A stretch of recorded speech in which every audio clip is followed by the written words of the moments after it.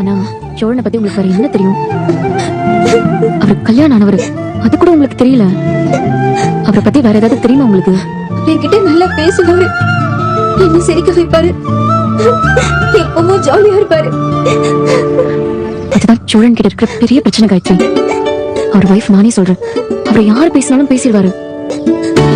நான் இப்படி அவரை கல்யாணம் பண்ணிட்டேன்னு நினைக்கிறீங்க?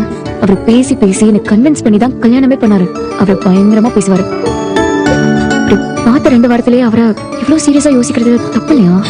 இல்ல, உனக்கு என்ன பிடிச்சிருக்குன்னு நினைச்சேன். அவரை கல்யாணம் பண்ணிக்கணும்னு ஆசைப்பட்டேன்.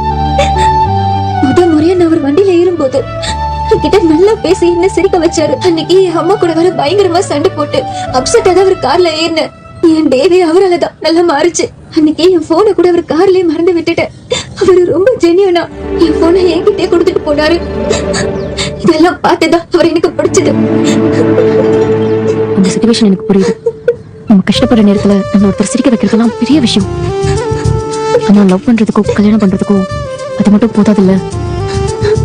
இப்ப கூட பாருங்க, நீங்க லவ் பண்றேன் பிடிச்சிருக்குன்னு சீரியஸா அவர்கிட்ட பேச ஆரம்பிச்சதும் நான் அப்படிலாம் நினைக்கல, நீ ஏதோ தப்பா புரிஞ்சுக்கிட்டேன்னு உங்ககிட்ட எக்ஸ்பிளைன் பண்ணி உன்னை நார்மல் ஆஃப்டர்நூன் கூட யோசிக்காம அப்படியே எஸ்கேப் ஆகி ஓடிட்டாரு. அதை நினைச்சுதான் எனக்கு இன்னும் கஷ்டமாயிடுச்சு. எனக்கு புரியுது. ஒருத்தர் நல்லா பேசிட்டு இருப்பாங்க, நம்ம ஒரு வல்னரபிள் ஸ்டேட்ல இருக்கும்போது அவங்க நம்மளை விட்டு விலகி போறது நம்மளுக்கு ரொம்ப கஷ்டம் தான். எனக்கு ஒரு நிலைமை நல்லா புரியுது. சோழன் பண்ணது பெரிய தப்பு. அவங்க எமோஷன்ஸ்ல அவர் விளையாடி இருக்க கூடாது.